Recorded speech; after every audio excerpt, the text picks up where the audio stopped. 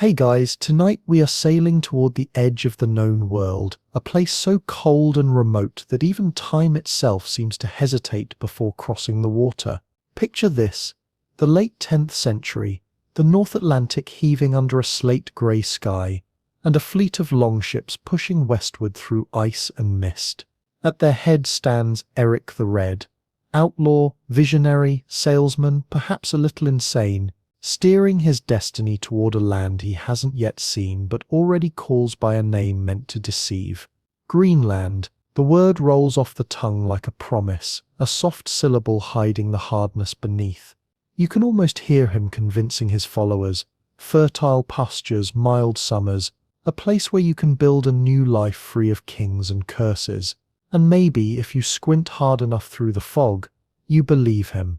So, before you get comfortable, take a moment to like the video and subscribe, but only if you genuinely enjoy what I do here. And while you're at it, drop your location and local time in the comments. It's always fascinating to see where in the world people are listening from. Now, dim the lights, maybe turn on a fan for that soft background hum, and let's ease into tonight's journey together, to the edge of the map where Greenland's lost Vikings once built warmth out of nothing but frost and faith. The sea is merciless here. Waves smash against the hull like fists made of iron. Salt spray freezes in your beard, turning every breath into a small act of rebellion against the cold. Erik stands near the prow, his red hair stiff with ice, eyes fixed on the horizon, as though staring will land into existence. Behind him, families huddle beneath wool cloaks, their children silent except for the occasional muffled cry. They've left behind Iceland, already a world of hardship, because of a man's promise and a rumor of green pastures. You can imagine the doubts settling in, as days stretch into weeks, the sky never fully bright, the cold so constant it feels alive.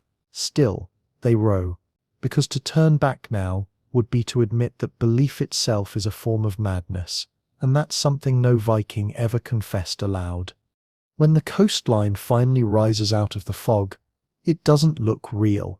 Jagged cliffs streaked with ice, narrow fjords cutting deep into a land that seems carved for giants, not humans.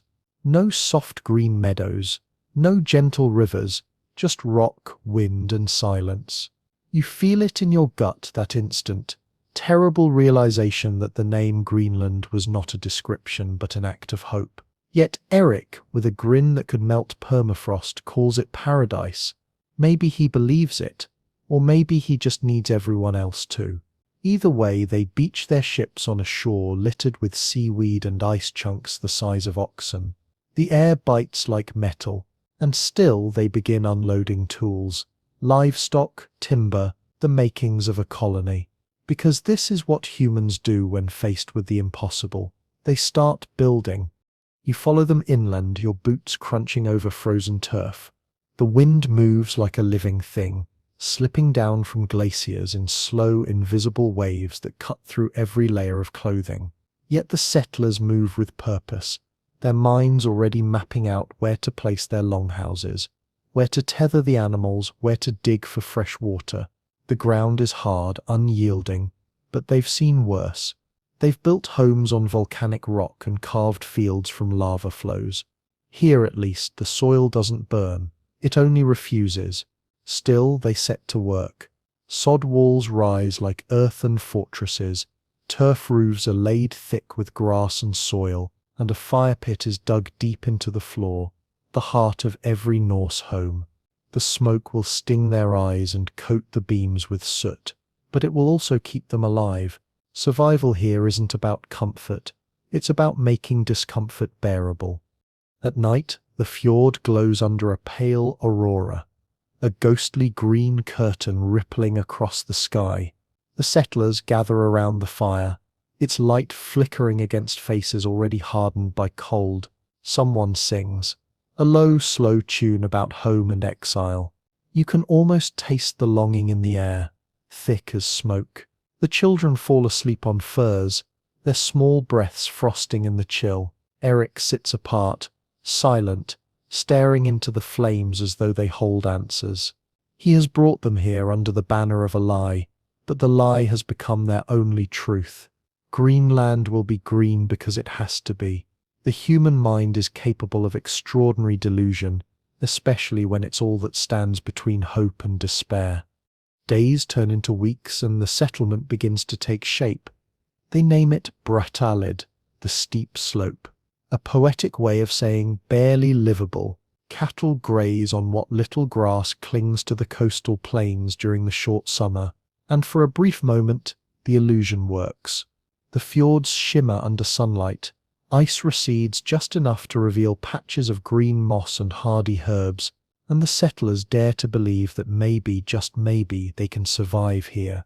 They plant barley, though it struggles in the shallow soil. They build a small chapel, its bell carved from driftwood, and they bless the land as though God himself is listening through the wind. But the cold never really leaves.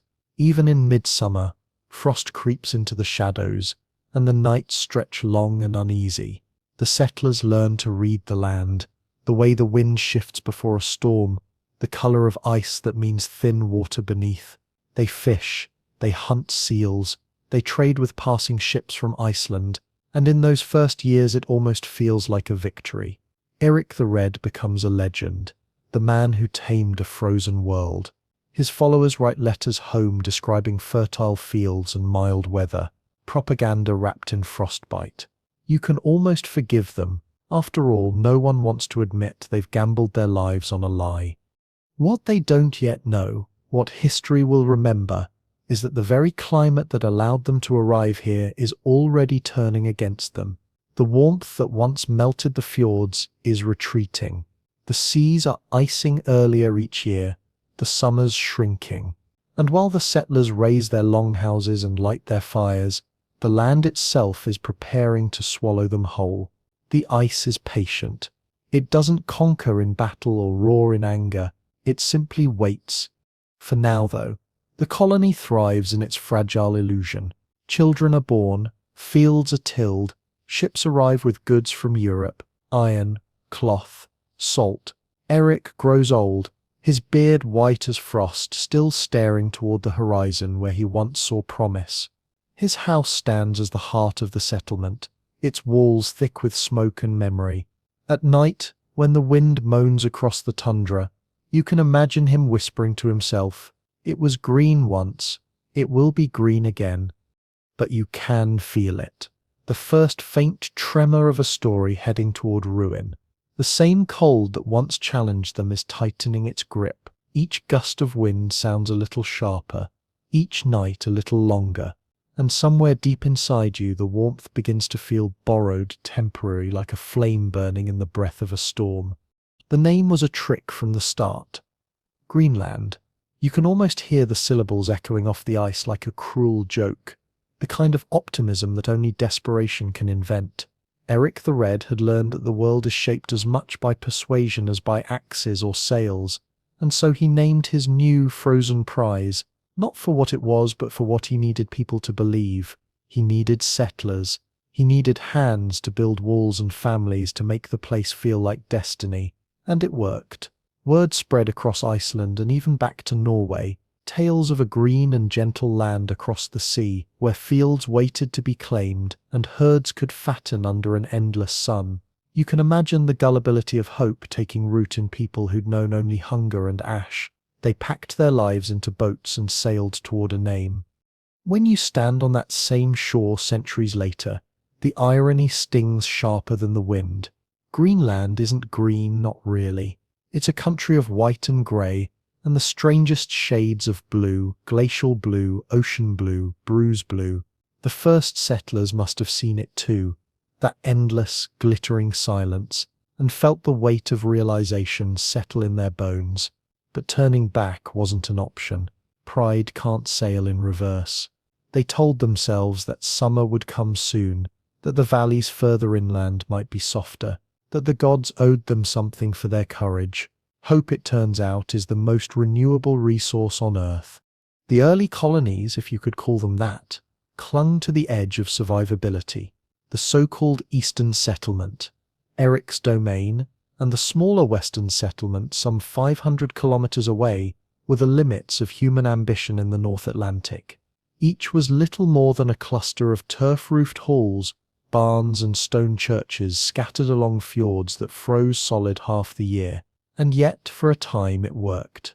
The climate, during what historians call the medieval warm period, was merciful by Arctic standards. Grass grew in low, protected valleys, driftwood washed ashore from distant forests, and the sea, rich with seals and fish, provided what the soil could not. You can picture the scene: a late summer day, the fjord clear of ice, cows grazing on stubborn patches of grass that smell faintly of salt and moss. Children chase goats along the hillside, their laughter carried by the wind, while the men haul nets thick with cod onto the rocks. Inside a longhouse, a woman stirs a pot of seal stew, the air thick with smoke and the hiss of fat hitting fire. From a distance it almost looks idyllic, a Norse dream transplanted onto a new frontier. But step closer, and you'll notice the thinness of it all. The soil is shallow, scraped together by generations of hands trying to pretend it's deep enough for crops. The wood used to build these houses has traveled farther than the people who live inside them. Every tool, every nail, every barrel of grain comes from across the ocean. Survival here depends on faith, in God, in the sea, in the next ship from Norway. Erik, ever the showman, tells his followers that they've found Eden's northern gate. The priests bless the land. They build a church from stone, small, almost absurdly fragile against the expanse of ice, and declare that even here, God's will extends. Maybe it comforts them, maybe it doesn't. The winters creep in earlier each year, and each spring the thaw takes longer to arrive.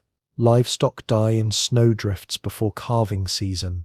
A few families vanish, their homes left to drift under snow until only the ridges of their roofs remain, small white humps on the landscape. Still, letters go out across the sea, gilded with hope. Greenland prospers, they write. Come and join us. You can almost admire the audacity. The irony of Greenland's name isn't just in its climate, it's in its philosophy, the refusal to accept reality when illusion feels warmer. You can see it in the architecture, the longhouses built low into the earth, their walls layered with sod and stone, half hiding from the wind. You can see it in the stubbornness of their livestock, short-legged Icelandic cattle that learned to eat seaweed when grass ran short. You can feel it in their rituals, their insistence on holding mass even when the wine froze before it could be poured. Every act of defiance against the ice became a kind of prayer. The settlers grew obsessed with signs. The first winter, a bright aurora was seen above the fjord, and some said it was an omen of prosperity. By the fifth winter, the same lights meant anger from heaven. When the sea froze solid and stranded their boats, they built altars out of whalebone and prayed for thaw. When it didn't come, they prayed harder.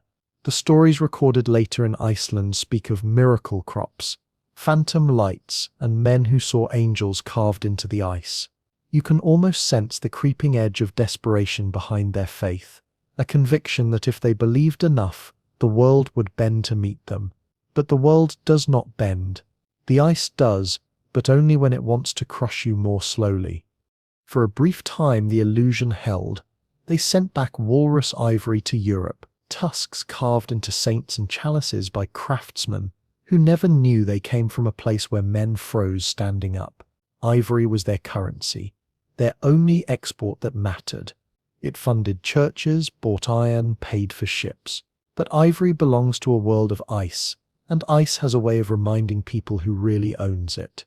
Erik the Red died believing his colony would outlast him. He couldn't know that the warmth he relied on was already fading, that a shift in ocean currents thousands of miles away had begun to tilt the world toward cold again. The grass would thin, the seas would harden, and the wind, that endless Greenland wind, would become a sentence. But that's a story for later. For now, picture it as they must have seen it, a land baptized in irony, where every green promise was written in frost. The settlers would stay for centuries, insisting that the name was still true, that the color would return someday. They'd pass it down like inheritance. A hope no colder than the air they breathed. And in the end, maybe that's the most human thing about the whole story. Not that they survived so long, but that they believed they were supposed to. You wake to the sound of wind clawing at the walls. Not howling, not screaming, but gnawing steadily, like an animal with infinite patience. Inside the longhouse, the air is thick with smoke and sleep. The fire in the central pit has collapsed into a shallow bed of embers, each one pulsing weakly in the dimness, 1,000 tiny hearts refusing to die. You can smell everything that survival costs: singed wool, tallow, sweat, and the sour musk of damp straw. The roof drips from condensation. Someone stirs beside you, coughs once, then goes still again. This is Greenland now, a life measured in degrees of warmth, in layers of smoke, in how long you can keep the frost from finding your lungs. Building warmth here is less about comfort and more about negotiation. Every choice the settlers make, every stone laid, every sod stacked, every hole left open to vent the smoke, is part of a bargain with the cold. They build their homes the way you'd build a fortress against an enemy that never sleeps. Walls of turf and stone, 1 meter thick, ceilings so low you can touch them with a raised hand. Each longhouse crouches into the hillside, half buried like a creature hiding from a predator. The turf isn't decoration. It's insulation, alive with roots that knit the walls together. When snow piles over the roof, it becomes part of the structure, a second skin that seals in what little heat the fire can muster. Outside, the world can rage at -65 degrees. Inside, it holds just above freezing. Barely. You sit up and listen. The sound of wind outside is a kind of language. A long, slow whisper through the cracks, sometimes sharp, sometimes low. The Vikings of Greenland learned to interpret it the way sailors read waves. When it moaned softly, it meant the weather would hold. When it roared, storms were coming. They built their doors small, no higher than your shoulders, so each time you stepped outside you had to bow, not just to pass through, but almost as a ritual acknowledgement of the element's authority. The moment you leave the threshold, the cold hits like a hammer. It feels less like air and more like absence, a vacuum sucking the warmth out of you one heartbeat at a time. They learned to live in that tension between fire and frost. The hearth was always the heart of the house, fed constantly with whatever fuel they could scavenge. Driftwood washed from distant shores, whalebone, even dried seaweed or dung when nothing else remained. Each log burned was a decision. Burn now and stay alive tonight, or save it and risk tomorrow. The smoke, thick and choking, blackened the timbers above until they gleamed like oil. It drove insects away, preserved the wood, and killed more than a few lungs in the process. But it worked. The air was bitter, the light dim, yet somehow in this narrow corridor between life and death, families thrived. You walk outside into the pale light of what passes for day. The sky is the color of iron, the sun barely a ghost behind the clouds. The settlement stretches along the fjord like a scar. 6 longhouses crouched against the slope, smoke curling from their roofs. A few figures moving between them, wrapped in furs so thick they look less like people and more like walking mounds of earth. A handful of cattle huddle near a stone enclosure, their breath forming ghosts in the air. The smell of them is strong, animal and honest, a reminder that even warmth has its price. Livestock means life here. The Norse learned to keep them close, sometimes even sharing the longhouse with them, their body heat adding to the fragile equilibrium. The soil, though thin, yields just enough. In the brief summer they plant barley and hay, gambling that it will ripen before the first frost returns. They know the odds are poor. A single bad season can starve a family. But giving up farming entirely would mean admitting defeat, surrendering the illusion that this place can still be called a colony, a home, a reflection of Europe. And so they plough and seed, kneeling in soil that never truly thaws, whispering prayers to both God and the old gods, just in case one of them is listening. Inside one house, a woman is weaving by the hearth. The light is faint, the air thick with ash. Her hands move with mechanical rhythm, pulling thread through loom again and again, as though repetition alone might hold the world together. A child sleeps nearby, half buried in furs. Every few moments, the woman glances toward the smoke hole in the roof, watching the way the draft pulls upward. If it's too fast, the fire will die. If it's too slow, they'll suffocate. There's no word for comfort here, only balance. At night, when the temperature drops even further, the houses become organs of survival. Bodies packed together, layers of wool and fur trapping air, until it feels like a miracle just to breathe. The Vikings learned that warmth isn't just a physical thing, it's communal, a shared illusion. One person rises to feed the fire, another mends a cloak. Someone tells a story to keep the darkness from feeling alive. You can almost hear it, the soft cadence of Norse words spoken low, the flick of a poker in the embers, the rhythmic creak of the roof settling under snow. This isn't the grandeur of Viking sagas. This is the other half of heroism, the part that waits, endures, and endures again. The architecture mirrors their psychology. Every beam and stone is an act of endurance disguised as faith. Archaeologists studying the ruins at Brattahlid and Garda found that these longhouses weren't built once. They were layered, repaired again and again with turf and stone until the walls became geological, like tree rings recording centuries of persistence. Each new layer was a response to loss. A roof collapsed under snow, a wall cracked from frost, a draft too cold to bear. Repair became ritual, a quiet assertion that as long as the walls held, so would the people inside. But there's a cost to living in constant negotiation with nature. The firewood runs out faster each year. The driftwood stops coming when sea ice blocks the currents. Without wood, you can't build ships. Without ships, you can't trade. Without trade, you can't survive. The balance begins to tilt, so slowly no one notices at first. The cold grows teeth. You lie back in your imagination, staring up at the soot-black beams above, and think about how the settlers must have felt, lying exactly as you are now, one eye on the fire, one ear tuned to the wind. They built warmth, yes, but it was a fragile warmth, a defiance held together by habit and faith. And maybe that's what makes it beautiful. Not that they conquered the cold, but that they kept building even when it was clear the cold would win. The longhouse breathes softly around you, its walls creaking, the turf above sighing under snow. Somewhere in the dark, someone murmurs a prayer. The air tastes like ash and endurance. You close your eyes and understand the quiet miracle of it, that in this place warmth isn't something you have. It's something you make, one breath at a time. Trade, for a while, is the lifeline, the fragile artery connecting these distant Vikings to the warm pulse of Europe. Without it, Greenland is nothing but a stone tomb with a door that opens once a year. Each summer, when the sea ice breaks just enough to let a ship through, the entire colony holds its breath. They watch the horizon for a shape that might not come, for the faint smear of a sail against the grey. When one appears, the entire settlement erupts into motion.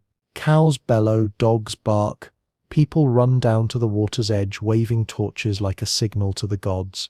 It's not just excitement, it's relief. The world hasn't forgotten them, not yet. The ships bring miracles disguised as cargo: iron nails, timber, salt, cloth, beeswax, wine. All the things the settlers cannot make for themselves. They bring word from Norway and Iceland too, and for a few weeks Greenland feels less like exile. In return, the Greenlanders load the ships with what they have: hides, rope, and most importantly, ivory. The tusks of walruses, long, smooth, pale as bone, are their currency, their proof that life in this frozen wilderness still has value. The best tusks fetch prices fit for royalty. In distant cathedrals, artisans carve them into crucifixes and reliquaries, never imagining they came from a world of ice and hunger. You picture the hunt. Men rowing through broken ice, their faces half covered in frost, their hands blistered and raw from pulling ropes. The walruses haul themselves onto floes, bellowing like beasts from an older world. The air smells of salt and blood. Spears fly. The water churns red. A single tusk can mean another month of survival, another plank for the church roof, another thread tying them to the realm of the living. Every strike is both a prayer and a transaction. Back on land, the women scrape the hides clean and stretch them to dry in the wind. Children run along the shore collecting bits of driftwood or broken bone, anything that can burn later. It's a grim kind of economy, but for a time it works. The ivory flows east, the ships return west, and Greenland's tiny outposts continue to breathe. The colony's church grows richer, its bishops boasting of devotion in the world's coldest parish. The Norse settlers build cathedrals out of stone, absurdly grand in a landscape where even trees won't grow. They build not because they can afford to, but because faith needs walls to echo against. The sound of a bell cutting through Arctic air is a promise that civilization still exists here, no matter how fragile. But the system depends on rhythm. Ships arriving, tusks departing, seasons turning. When that rhythm falters, everything else begins to shake. It starts with fewer ships. One year, none come at all. The following summer, a single vessel limps into the fjord late in the season. Its hull cracked, its crew thin and coughing. They bring word that Norway is changing, that wars and plagues and politics have shifted priorities. Fewer merchants risk the northern route now. The profits don't justify the danger. The ice is thicker, the storms worse, the world is turning colder in more ways than one. Still, the Greenlanders wait each spring. They patch their boats, slaughter a cow for the voyage, and set men on the headlands to watch the horizon. The waiting becomes ritual. When nothing appears, they pray harder, carve new runes for protection, light fires that no one at sea will ever see. The connection weakens year by year, until finally the colony becomes less a part of the Norse world, and more a memory of it. They are still Vikings, but only in name. Their longships now patched with sealskin, their armor traded for wool and hope. The isolation begins to reshape them. Without trade, they turn inward, inventing new ways to stretch survival. They start using walrus hide as rope, seal oil as lamp fuel, and bones as building supports. The ingenuity is admirable, but it's also desperate. You can feel the slow suffocation of a culture built for movement, now trapped in stillness. They've gone from explorers to prisoners of geography. And yet, there's dignity in the way they continue to act as if Europe still watches. The church bells still ring on feast days. Weddings are still held in stone chapels surrounded by snow. Priests still bless the fields, though half the congregation is too hungry to stand. The illusion of connection persists long after the connection itself is gone, because to admit abandonment would be worse than starvation. It would mean that everything they believed about civilization, God, and themselves was wrong. Archaeologists have found small treasures buried in these ruins: a carved spindle haul from Norway, an iron buckle from England, a piece of glass so thin it could only have come from a church window in Europe. They were heirlooms, passed down through generations, relics of a trade network that had already died. Each object tells the same quiet truth. The settlers didn't stop believing in their place within a wider world, even when that world stopped believing in them. And still, the walruses come, and still the hunters go out after them, rowing through ice floes so thick the sea barely moves. They keep hunting because they have to, not for wealth, but for meaning. The ivory they carve now doesn't reach Europe anymore, but it decorates their own graves, crosses of polished tusk set into the frozen soil, small testaments to the idea that beauty still matters at the end of the world. You can almost hear the echo of their economy fading, the creak of ropes, the splash of oars, the clatter of tusks on the deck, then silence. Trade dies quietly, like breath freezing in the air, and once that silence settles, it never truly leaves. The Greenlanders have tied their survival to the sea, and now the sea is sealing shut around them. By the time the last ship sails eastward, no one knows if another will return. The horizon stays empty, the ice creeps closer, and the people of Greenland look inland for the first time, toward mountains that offer no mercy.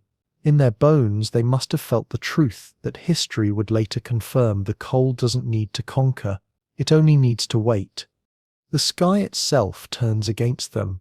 It doesn't happen in a single night. No crack of thunder announcing the shift. No warning etched across the horizon. It comes like breath frosting on a window. Slow, quiet, inevitable.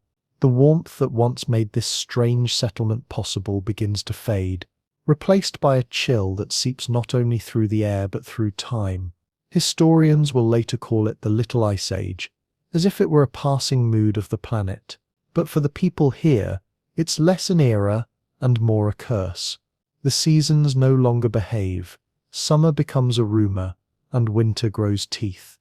You can imagine standing in that same fjord in the early 1300s, looking out over a sea that used to ripple with movement, but now lies locked under a crust of ice so thick you could walk across it. The sky hangs low and leaden. The air hums with that hollow silence that only snow can make. The settlers, still clinging to the rituals of Europe, try to read meaning into the weather. A colder summer, a test from God. An early frost, a punishment. But the pattern is bigger than faith, older than prayer. The ocean currents have shifted. The Gulf Stream that once brushed their coast with warmth now bends southward. The wind changes direction, and with it, history. At first, they adapt the way people always do. Through denial, they tell themselves it's a bad season, an unlucky cycle, a temporary trial. They kill a few more seals, burn a little more dung, add another layer of turf to the roof. But then the next year is worse, and the year after that, worse still.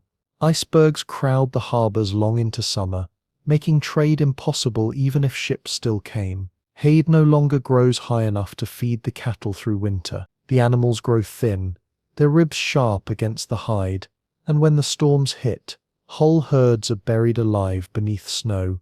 A few men dig for them in the drifts, but by the time they reach them, the bodies are already stiff, their breath long gone. The colony begins to change shape. The fields are abandoned first, the soil too frozen to plough. Families who once lived miles apart move closer together, consolidating what little warmth remains. You can picture them huddled in a single longhouse, walls sweating with breath, the fire burning low because there's almost nothing left to burn. The smell of smoke and salt fat replaces that of grass and milk. Their hands, once roughened by work, now tremble from malnutrition. You start to see it in their bones. Literally, archaeologists studying graves from this period found signs of rickets and scurvy, of famine disguised as endurance. The Vikings had brought their European diet to a land that refused to support it, and now the land was collecting its debt. The weather rewrites their rhythm. A storm can trap you indoors for weeks, the world reduced to a dim red glow around a fire. You can hear the wind pressing against the walls, testing for weaknesses, probing for ways in. It's not just noise, it's pressure, constant and heavy, a reminder that outside is no longer survivable. When the door finally opens, it reveals a landscape altered beyond recognition. The fjord is gone, replaced by a frozen desert. The mountains vanish under white. The sun, when it appears, feels like a visitor who doesn't plan to stay. And yet, they persist. That's the strangest part. The stubbornness, the refusal to leave. Greenland was never their home. It was a bet against the odds, and now those odds have collapsed. But where would they go? The sea is too treacherous to cross. Iceland too far. Norway a fading memory. So they dig in, deeper into the cold, still pretending that the name Greenland means something. Their faith shifts too. The old sagas fade, replaced by a grim Christianity steeped in guilt. Priests preach that the ice is punishment for sin. People confess to stealing fish, to cursing God, to envying their dead neighbors. It must have been a strange kind of worship, one built not on hope but on endurance. The evidence is everywhere in the ruins. Churches built sturdier than homes, their stone walls standing long after the houses have collapsed. Inside, archaeologists have found candle stubs melted into the cracks between stones, traces of soot rising halfway up the altar. The people prayed for warmth while the ice pressed against the walls. They prayed as if words could raise the temperature. One chronicler later wrote that when a whale washed ashore, it was treated as a miracle. Every scrap of blubber saved, every bone turned into a tool. But even miracles began to rot faster in that kind of cold. By the mid-14th century, the colony has begun to unravel quietly. The western settlement, smaller, more exposed, simply disappears. One year there are letters from its bishop, the next, silence.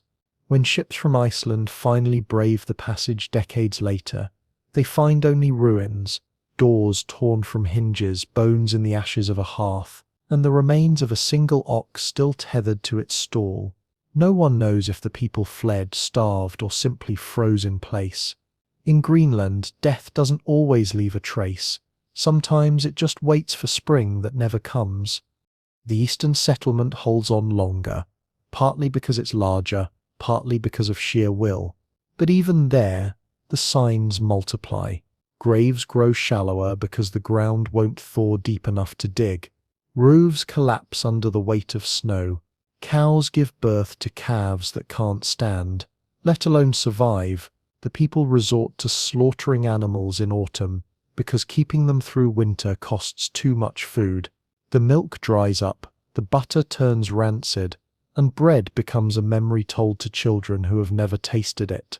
You can almost hear their laughter, hollow and small, as they pretend the world outside the walls hasn't changed. Still, life persists in fragments. On rare clear days, hunters walk out over the ice, following cracks that shimmer with trapped air. They fish through holes cut with axes, listening to the deep, resonant groan of the sea beneath. The sound is ancient, a reminder that the world is still alive somewhere under the surface. They return with seals, maybe a walrus, maybe nothing at all. But even an empty net is proof that they're still trying. And in the sky, the aurora returns, brighter, crueler, almost mocking. The lights dance above the frozen fjord like a silent chorus, and for a brief moment you can imagine the settlers watching, thinking perhaps this is what heaven looks like. It's not mercy, but it's beautiful, and beauty, when everything else has been taken, can still feel like salvation. So the sky turns colder, the land harder, and the people smaller against both. But they remain, for now, their fires burning low, their prayers rising higher, the thin thread of humanity stretched tight between survival and surrender. The little ice age doesn't roar, it whispers. It tells them softly, again and again, you were never meant to stay. The church bells still ring, though their sound feels different now, duller, slower, like the air itself has grown too thick with frost to carry them far. Inside the stone chapel at Garda, breath fogs in the light of seal oil lamps. The walls weep moisture, and the wooden benches creak under layers of furs. Faith endures here the same way everything else does in Greenland, by shrinking to fit the cold. A priest raises his voice over the wind that slides down the fjord, his Latin words frosting in the air before they can reach the rafters. You sit among the congregation, shoulders pressed close to strangers for warmth, the smell of smoke and tallow heavy around you. Outside, the snow has buried the church windows up to their arches, and what little light comes through looks like underwater sunlight. They came to Greenland as farmers and traders, but they remain as believers. God has become the last trade good, something that can still be exchanged for meaning when every other currency has failed. You can sense the desperation in the prayers. Deliver us from hunger, from sickness, from ice. Some still cross themselves with their gloves on, as though the gesture might work better that way. The priest's voice trembles when he speaks of redemption, but maybe it's just the cold. Afterward, he blesses the livestock instead of the fields. There are no fields left to bless. The cows stare blankly from their pens, steam rising from their hides, each one a living furnace. The settlers feed more reverently than themselves. Religion here is both comfort and accusation. Every storm feels like proof of divine wrath. Every thaw like a reprieve.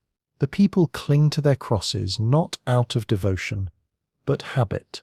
The runes carved on old doorposts begin to fade, replaced by crucifixes etched hastily into stone.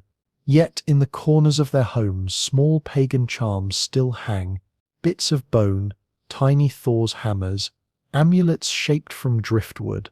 They've learned not to choose between gods. Survival has made them polytheists of necessity. At night, someone might whisper a prayer to Christ, then one to Odin, then one to the wind itself, just in case it's listening. Inside one chapel, a boy kneels before an altar carved from walrus ivory, their most sacred material, the same ivory that once tied them to Europe. Its surface gleams like frozen milk. The carving shows saints with hollow eyes and long, grim mouths, faces that seem carved not from faith but from endurance. Beneath the altar, someone has hidden a small bone figure, a fertility charm from the old country. The priests pretend not to see it. Maybe they understand that belief here isn't about doctrine. It's about trying to fill the silence. The priests themselves aren't immune to doubt.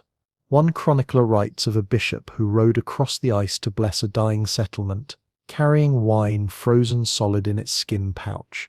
When he arrived, the people offered him a meal of boiled leather. He blessed them anyway, his breath visible like incense, and rode back into the storm. The faith that reached this far north wasn't triumphant. It was frostbitten and weary. Its hymns were whispers sung through cracked lips, its miracles measured in degrees of survival. Still they build.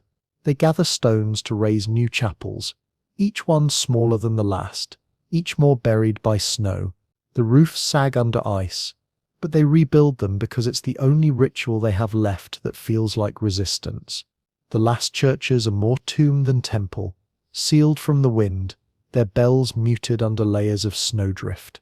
When the wind howls outside, the people answer with psalms, their voices low and hoarse. In a world stripped of everything else, words become warmth. Imagine standing outside one of these chapels on a winter night. The aurora ripples overhead, green and white and violet, a ghostly dome of motion. Beneath it, the little church glows faintly from within, a single square of gold light trembling in the darkness. The sound of chanting leaks through the cracks, thin but steady. It's less worship than conversation, a dialogue with the elements, a plea for coexistence. You realize that these people aren't asking for salvation anymore. They're asking to be remembered.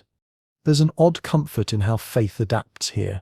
The settlers stop expecting miracles and start treating endurance as holiness. To wake up each morning and still light the fire becomes an act of devotion. To share your last scrap of dried fish becomes communion.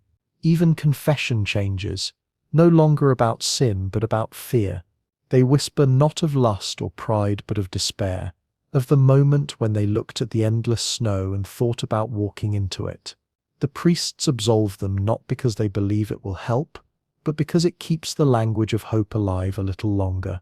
In the end, the churches outlast the people. Long after the last settler's voice fades, their walls remain half buried, their altars filled with ice. Modern archaeologists find candle stubs still wedged in stone crevices, bones arranged carefully under floorboards, and fragments of hymns carved into wood. The ice has preserved them in its cold mercy, turning faith into fossil. You can almost hear the echo of those last prayers, not begging for warmth or rescue anymore, just for witness. Because even at the end of the world, they believed someone might still be listening. You see them before you hear them. Shadows moving across the white, dark figures gliding over the ice like ghosts who learned how to walk differently. The Inuit have arrived, not suddenly, not in an invasion, but in the quiet, natural rhythm of migration. They come from the north, from the frozen edge of the world that even the Norse thought uninhabitable, traveling with sleds of bone and hide, their dogs panting clouds into the air. They have no churches, no letters, no iron, but they carry something infinitely more valuable, knowledge of the cold. The Norse watch them from the distance at first, unsure of what they're seeing. People, yes, but not like them. Smaller, leaner, wrapped in furs so thick they look sculpted from snow. Their kayaks move through the ice channels like seals, their harpoons glinting in the weak light. Where the Vikings built walls, the Inuit built mobility. Where the Norse prayed to survive the winter, the Inuit built their homes out of it. The two worlds look at each other across the frozen landscape, one built on resistance, the other on harmony. You can almost feel history holding its breath. At first there's awe, then there's fear. The Norse call them skraelings, a word that means shrieking ones. Though the Inuit don't shriek, they whisper, laugh softly, move silently. The name says more about Norse anxiety than Inuit behavior. You can imagine the story spreading through the longhouses at night, tales of ghost hunters who live where no one should, who eat raw meat and talk to spirits in the aurora. Fear of the unknown runs deep in people who already feel forgotten by their own gods. Yet, slowly, contact happens. A lost Norse hunter finds himself surrounded by them, shivering and half-starved, and instead of killing him, they feed him raw seal meat that steams in the cold. He gags at first but eats anyway, because survival has no pride. They teach him how to build a snow shelter, how to cut breathing holes in the ice when fishing, how to recognize the groan of shifting floes before they crack. He returns home days later, smelling of seal fat and smoke, eyes wide with things he can't explain. Some listen, most don't. After all, what could they possibly learn from people without iron or scripture? The Inuit, meanwhile, continue their migrations along the coast, sometimes settling for a season, sometimes moving on. They thrive where the Norse barely endure. Their homes, domes of snow and ice, lined with skins, are warmer than the stone houses of the settlers. Their diets, heavy in fat and fish, keep them alive through the darkest months. They follow the rhythm of the seals and whales instead of trying to force the land into European logic. They know that warmth here isn't about fighting the cold, it's about learning its language. Archaeologists will later find hints of contact, fragments of Norse wood in Inuit sites, a small iron knife traded for furs, even a piece of chainmail cut and repurposed into an amulet. These are tiny bridges between worlds that never truly merged. The Norse could have learned everything they needed to survive from the Inuit. They could have adapted, intermarried, absorbed their methods, shed the burden of Europe's stubborn pride, but they didn't. Instead, they watched, wary and proud, clinging to their identity even as the ice took it apart, piece by piece. Pride, after all, can feel like warmth too. It burns just long enough to make you believe it's saving you. The Norse called themselves Christians, farmers, Europeans, labels that defined them against everything the Arctic represented. To adopt Inuit ways would have meant admitting that the world they came from was not superior, just different. And so they chose to stay Norse. They chose to stay Norse. They chose to freeze with dignity rather than live with humility. Still, you can imagine moments of quiet exchange. An Inuit woman showing a Norse child how to light a lamp with blubber and moss. A Viking trading a bronze buckle for a bone needle, both laughing awkwardly through gestures neither understands. For a moment, the ice softens, then winter returns, and the two worlds drift apart again. Contact without connection, the most human story of all. The Inuit never needed churches or ivory to survive. Their gods lived in every gust of wind, every breath of seal oil smoke. They had stories older than frost, songs that taught navigation by stars, not scripture. When the little ice age tightened its grip, they didn't pray for warmth. They hunted differently, moved differently, ate differently. The Norse, in contrast, dug deeper into their failing routines, farming dying soil, raising cows that starved standing up, lighting candles in frozen sanctuaries. Centuries later, Inuit oral history will still remember the Norse, the pale ghosts who lived in stone houses, who buried their dead under stones instead of snow, who spoke loudly and carried weapons even when there was no danger. One story tells of an Inuit hunter who found a Norse village empty, food still on the table, fire long gone cold. He took nothing, only whispered thanks to the spirits for showing him what not to do. You think of that story now, how survival isn't just a skill but a perspective. The Vikings saw Greenland as a challenge to conquer, the Inuit as a home to inhabit. One resisted, one adapted, one vanished, one remains. It's a cruel symmetry, but a poetic one. The Norse built longhouses to keep the world out. The Inuit built igloos to invite it in. The difference between extinction and endurance was as thin as a wall of ice. If the Norse had learned sooner, maybe history would have remembered a different ending. Maybe the ruins we find today would still hold laughter instead of ghosts. But they didn't. They were too proud to melt into the world they chose to inhabit. The cold offered them a lesson in humility, and they refused to learn it. And so the Inuit outlast them. When the last Norse hearth goes dark, their sleds still cross the frozen fjords, their lamps still burn, their songs still echo against the wind. The Vikings leave ruins. The Inuit leave footprints, and in Greenland, that's the only kind of monument that lasts. It is always night now, or at least it feels that way. The sky doesn't darken so much as dim, the horizon glowing faintly like an ember that refuses to die. Inside the longhouses, the firelight trembles over faces that no longer look like the portraits of conquerors. They look smaller, hollow-eyed, patient.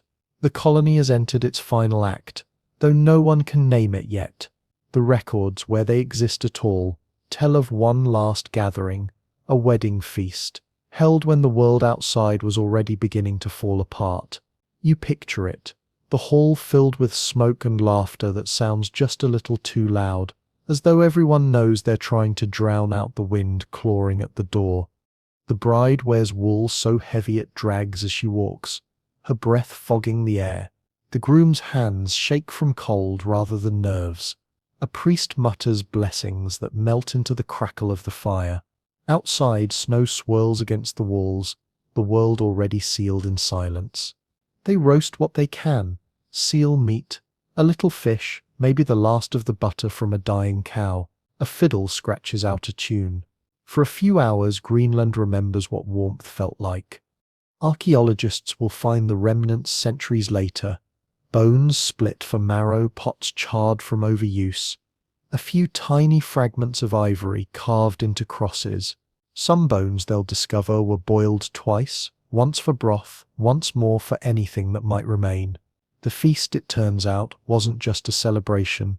It was an act of defiance, a final declaration that they were still alive even as the world was withdrawing permission. When you step outside, the cold hits like disbelief. The sea has frozen solid out to the horizon. The stars bright enough to hurt. The aurora drifts silently above, green ribbons twisting across the black sky, beautiful and cruel. Somewhere nearby, a dog howls, not in warning, just to remind the night that life still exists. The sound fades quickly, swallowed by distance. The people inside that longhouse know what's coming, even if they can't say it. The animals are dying faster than they can be eaten. The last ship from Europe came years ago, and no one expects another. The Western settlement, once a sister colony, has gone silent. No smoke, no signals, nothing but the wind. They are alone now, a small handful of families clinging to a world that's already forgotten them. And yet they still celebrate, still bless the union, still dance. That's the most astonishing thing. Not the suffering, but the persistence of ceremony. Even as everything collapses, they insist on joy. In a corner of the hall, an old man sits quietly, his hands folded around a wooden cup. He's seen too many winters, buried too many children. He watches the young people dance and feels something between pride and sorrow. He remembers the first summers here, the green slopes that gave the island its lie of a name, the herds grazing under a gentle sun. He remembers Erik's voice booming over the wind, promising paradise. He wonders if the gods will punish them for believing such a beautiful lie. Then he closes his eyes and lets the laughter wash over him, pretending for a moment that the world hasn't grown smaller and colder. When the food runs out, they tell stories. Not the old sagas of battles and kings. Those feel foreign now, irrelevant. Instead, they tell stories of endurance. The man who survived 3 days trapped in a snow cave. The woman who kept a fire alive with dried moss when the wood was gone. The child who caught fish through a hole in the ice and shared it with her sick mother. Heroism in Greenland has shrunk to fit the cold. The next morning, the bride and groom wake to silence. The fire has gone out. Frost coats the beams above them. The wind has died completely, leaving an eerie stillness that feels like the pause between heartbeats. Outside, the world is white, so white it erases shadows. You can almost see it, their footprints leading away from the longhouse, 2 figures disappearing into a landscape that refuses to acknowledge them. The final centuries of the Greenland Norse pass like this. Not in war or cataclysm, but in slow withdrawal. Each year, fewer fires burn. Each spring, fewer hands plant seeds. Children grow up knowing more words for snow than for crops. When archaeologists later open the graves, they'll find them packed with the bones of cattle that never saw grass again, of dogs buried beside their masters, of people who died clutching rosaries made from bone instead of beads. One grave, near the edge of a fjord, holds a young woman wrapped in sealskin instead of linen. Her teeth are worn smooth, her fingers calloused, her spine curved from years of labor, yet around her neck hangs a small bronze cross, the last glint of Europe in a body the Arctic claimed. You can almost imagine her prayers, half Christian, half pagan, spoken into the wind that carried no answer. By now, the snow has swallowed nearly everything. Roofs collapse, walls crumble inward, doorways vanish. The wind fills each ruin with drifts until they become part of the landscape. Small humps under the white, indistinguishable from the hills. Time doesn't erase them, it just hides them. The colony doesn't end with a scream, or even a word. It ends the way ice freezes, quietly, completely. Centuries later, when explorers from Denmark or Britain find these ruins, they'll marvel at how peaceful they look, as if the settlers simply decided to lie down and rest. They'll find tools still on shelves, bowls still on tables, a chess piece carved from whalebone left mid-game. It's not death by violence or plague, it's death by distance, from warmth, from trade, from memory. A slow extinction hidden under snow so deep it almost feels merciful. You think about that wedding again, about the music, the laughter, the fragile defiance. Maybe that was the true last moment of the Greenlanders. Not the last breath, not the last prayer, but the last shared joy, the last night they pretended the cold could be ignored. And maybe that's why it lingers in the bones, in the silence of the ruins, in the way the wind moves through the fjords even now, because somewhere beneath all that snow, a song once played, and the ice remembers. No battle marks their ending. No conqueror plants a flag in the snow. There is no moment where history turns its head and says, "Here, this is when they were lost." The Greenlanders simply vanish, not in a day or a year, but over a generation of slow, imperceptible fading. The last births go unrecorded. The last funerals leave no witnesses. The last fire burns too low to be remembered. One winter blurs into another, and the people who once came here chasing green dreams dissolve into the landscape they tried to tame. Imagine the last family still living in one of those longhouses, the walls sagging inward, the roof patched with hide where turf has fallen away. A single smoke column curls from the chimney, barely visible against the snow. The father steps outside to fetch ice for water, his boots crunching over ground that's more ice than soil now. His breath hangs in the air, pale and brief. Inside, his wife tends the fire, more ritual than warmth, while 2 children sleep huddled together under a sealskin. The stew pot beside them is empty, except for bones that have been boiled until they crumble. Yet there's no panic here, only stillness. the kind of stillness that comes when every sound has already been heard. In the ruins of the Western settlement, archaeologists find traces of this silence. No signs of war, no scattered weapons, just the ordinary debris of people who stopped existing. A half-carved spindle whorl, a door still on its hinges, a comb with missing teeth. It's as if the inhabitants simply rose one morning, looked at the horizon, and walked away into the snow. Some suggest famine forced them to migrate north or east. Others think they died where they stood, their bodies buried beneath centuries of drift. The truth is likely both simpler and sadder. The line between migration and disappearance in a place like this is very thin. Even the graves tell stories of retreat. The bodies grow smaller over time, their bones lighter, the signs of malnutrition etched deep. Children buried without markers, adults interred in graves dug shallow because the ground was too hard to break. In the last layers of soil, bones of dogs and sheep lie mixed with human ones, perhaps not out of ritual but necessity. The living buried what they could before the frost sealed the earth again. When the wind howled across those graveyards, the crosses rattled like teeth. By the mid-1400s, the eastern settlement, Erik the Red's dream, the last outpost of Norse civilization in Greenland, flickers like the final ember of a dying fire. A papal letter from Rome mentions the colony almost as an afterthought, noting that no tithes have been received from the people of Greenland for many years. It is the kind of bureaucratic absence that signals an ending far more final than conquest. The world has moved on, and no one sails north anymore to see who's left. The Inuit remember them, though, at least in fragments. Generations later, their oral stories tell of meeting pale-skinned people who lived in stone houses and refused to eat raw meat. People who starved with full nets because they thought fire was the only way food could be purified. People who buried their dead under rock instead of returning them to the sea. The Inuit found the ruins, the empty churches, the strange tools. They left them mostly untouched, as if recognizing them for what they were, the remains of a people who had lost the rhythm of this land. It's easy to romanticize their disappearance, to call it tragic, heroic, inevitable. But standing among those ruins, you sense something quieter. Not tragedy, but transformation. The Norse didn't vanish into thin air. They dissolved into the story of the ice itself. Their bones became part of the soil. Their walls became ridges of moss.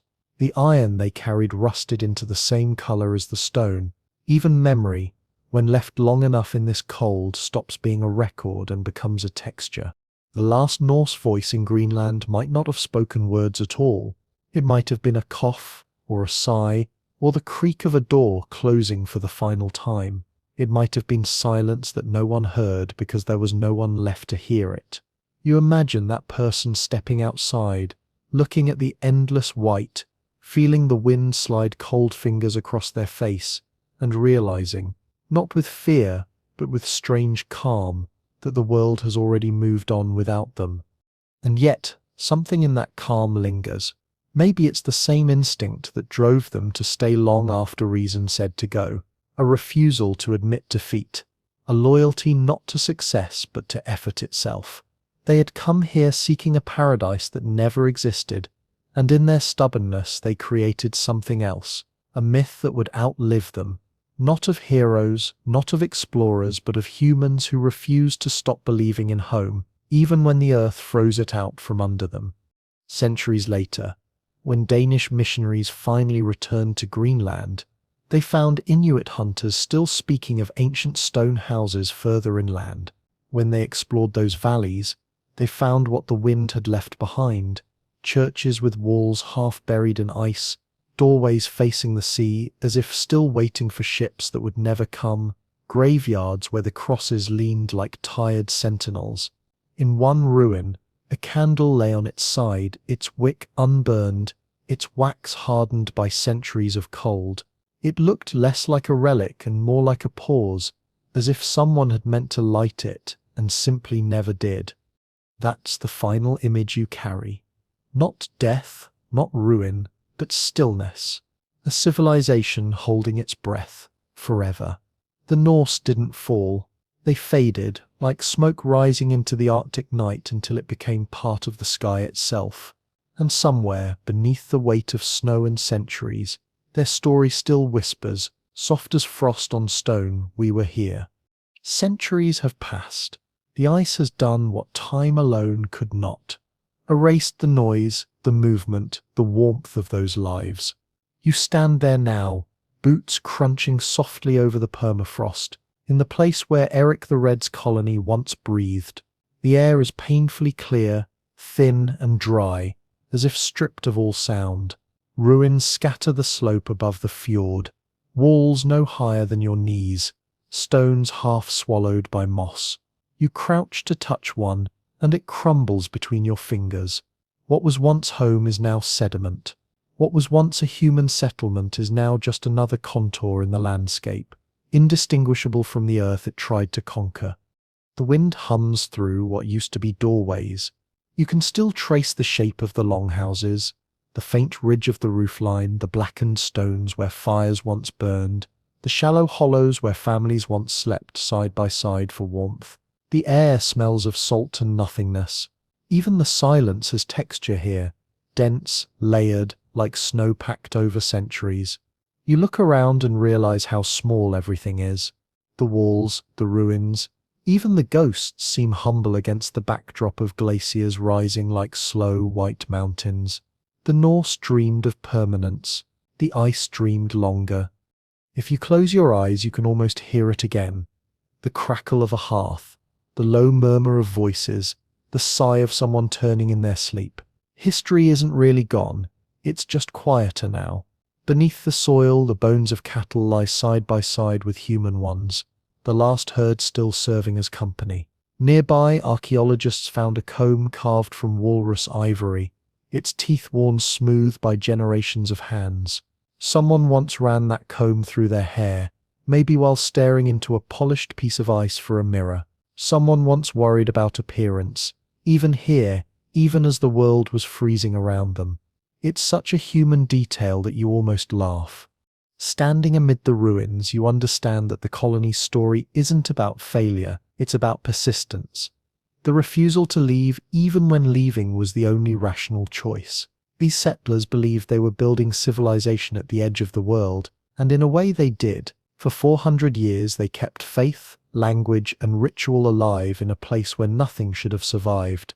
They proved that humanity's reach exceeds its wisdom, but also that stubbornness can masquerade as courage.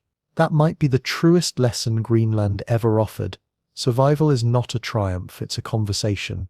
One the ice always wins eventually, but never without listening first. You walk toward the church ruins. Its stones are pale grey now, bleached by centuries of wind. The doorway faces the sea, or what used to be sea, and through it you can glimpse the glaciers pressing closer, their blue veins glowing faintly in the light. The altar is still there, or part of it, a few stones, a slab. Someone, maybe an explorer centuries later, has left a candle on it. The wick is unburned, but somehow it hasn't disintegrated. You think of the settlers last winter, of the one who might have placed that candle down, intending to light it after tending the fire, or after one last prayer. But the match never struck. The flame never came. Maybe they forgot. Maybe they were too tired. Maybe they just decided the light wasn't needed anymore. The ice around you shifts and sighs, alive with its own slow heartbeat. Each crack, each low groan, is time moving in glacial rhythm. Somewhere far below, water runs, melt from centuries of snow, carrying with it particles of ash, bone, and memory. The sea keeps their story without meaning to. The ice remembers, even when people don't.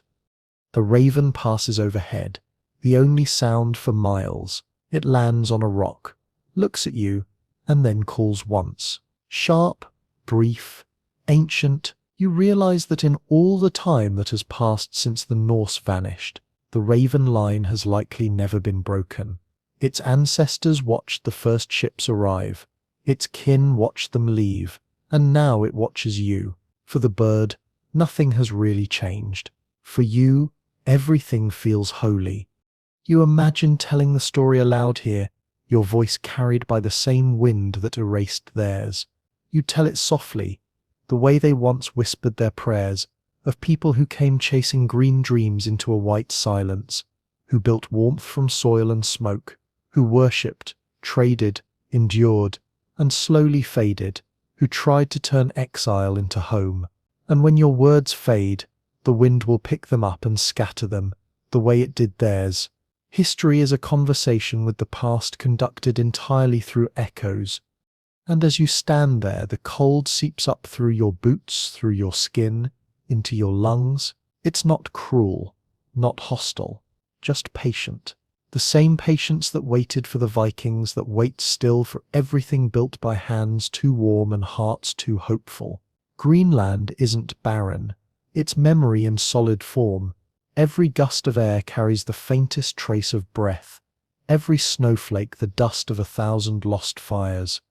You turn toward the sea one last time. The horizon is empty, but in that emptiness, there's peace. Because maybe the story of the lost Greenlanders isn't really about how they died, but how fiercely they lived, and how the ice, for all its silence, never truly let them go. The wind has quieted now. The ice no longer feels like an adversary, just a slow breath beneath your feet.